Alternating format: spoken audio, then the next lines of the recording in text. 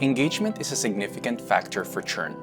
However, that is not the only determining factor of a customer's lifetime relationship with a company. Several other factors cause churn. Broadly, they fall into two types. 1. Voluntary churn. 2. Involuntary churn. Customers make a conscious decision to leave when they feel dissatisfied with the service or product offered. Lack of good onboarding is the easiest to spot. Lack of enough communication with customers after onboarding. Targeting the wrong audience could add more to the chaos.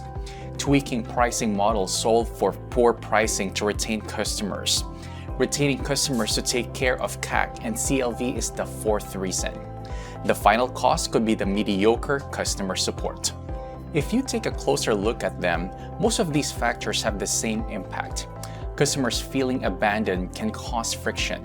So it's always essential to ensure that the customers has been onboarded smoothly with sufficient information. When you fix onboarding, a lot of other factors also get resolved.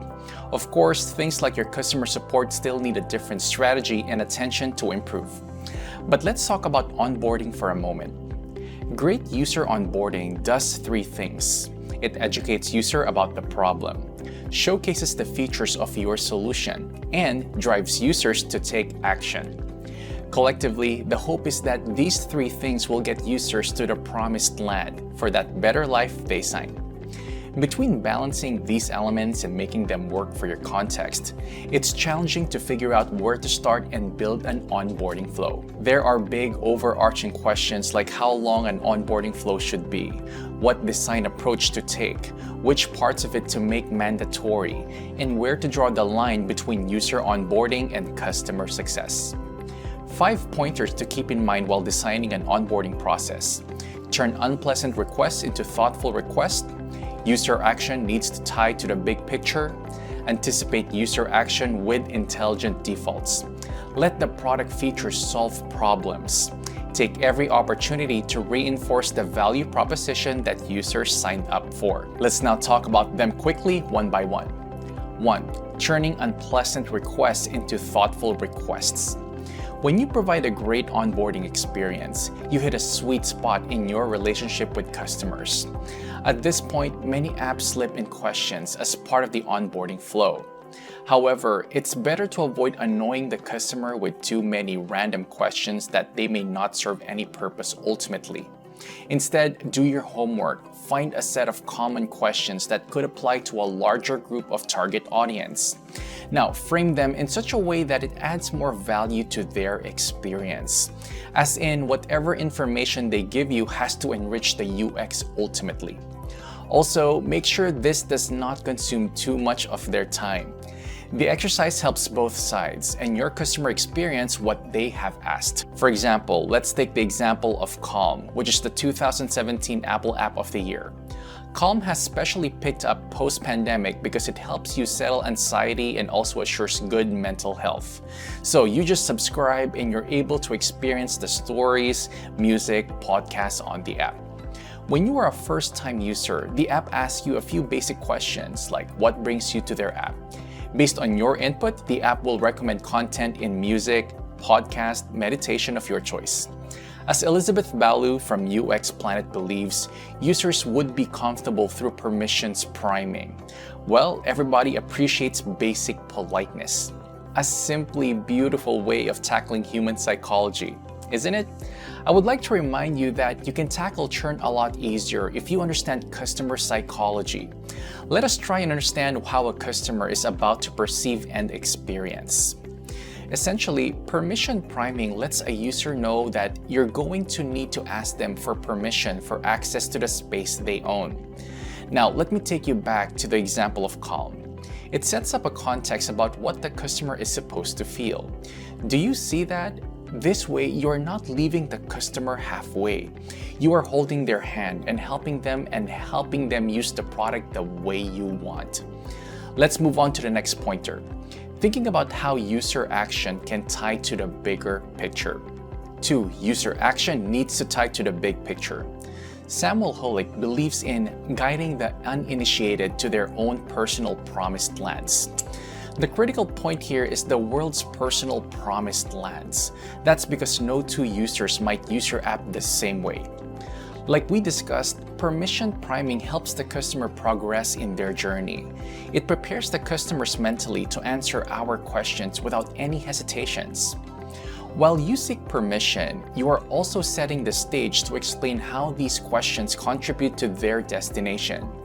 Couple this with significant actions that you expect from users to take, users will have a definite bunch of questions and activities to perform. They are going to help them use the app better. And every action that a user performs, it's got to be tied to a bigger picture.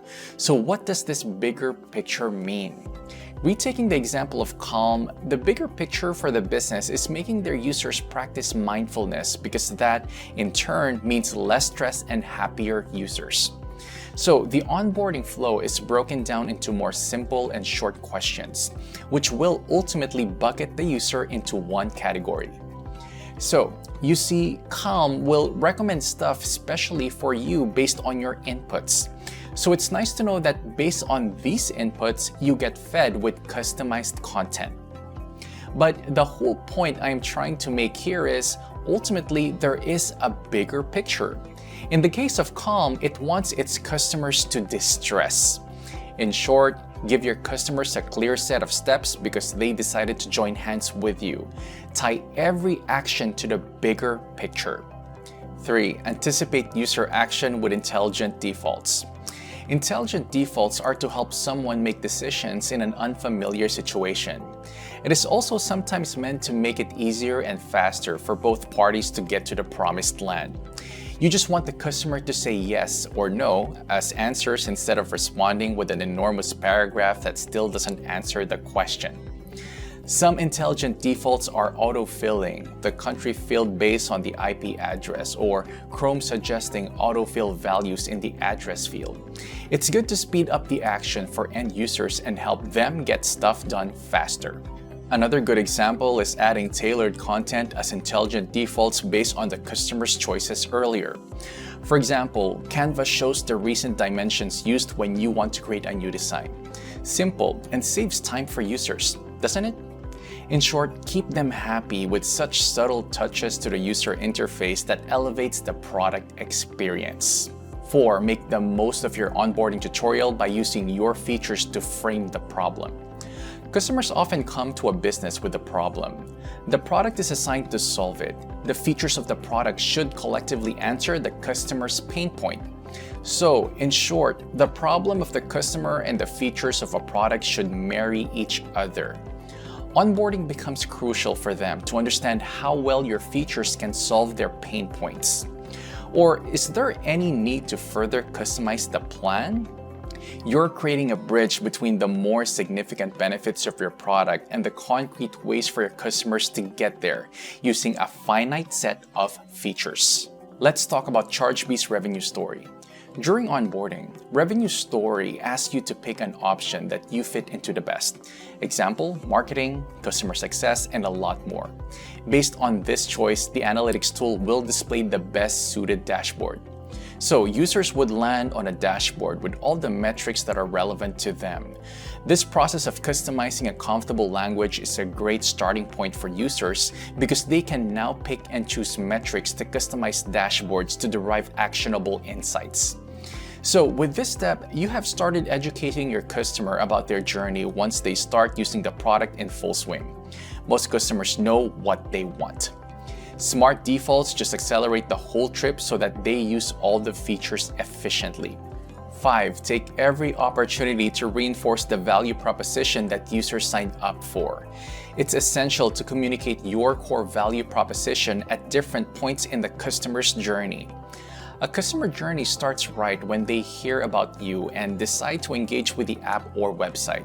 And though it doesn't end, the last significant milestone is a customer upgrading to another plan or buying another product from your suite.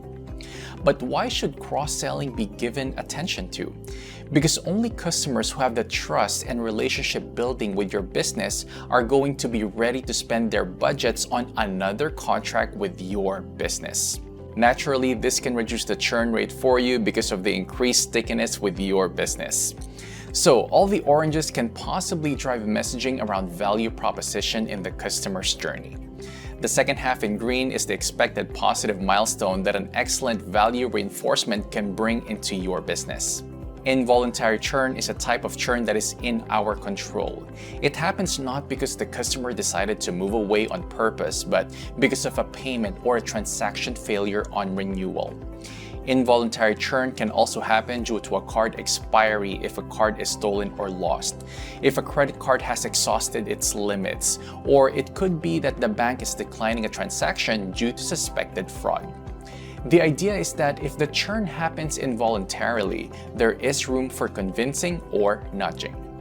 The good news is that there are ways to tackle this type of churn. The solution is pretty simple: a subscription billing tool like Chargebee or Zuara or Chargeify. Your subscription billing tool should allow you to send payment reminders to your customers when a transaction gets declined. This process is called dunning and is a popular feature with most billing tools out there. Apart from these payment reminder emails, your billing tool will also allow you to set up payment retries when dunning kicks in. So, payment reminder emails and payment retries can happen independently, increasing the chances of winning back the customer. You can also mail a secure link to your customers so they can update their payment methods when their renewal fails. This way, you can do manual reach outs if needed.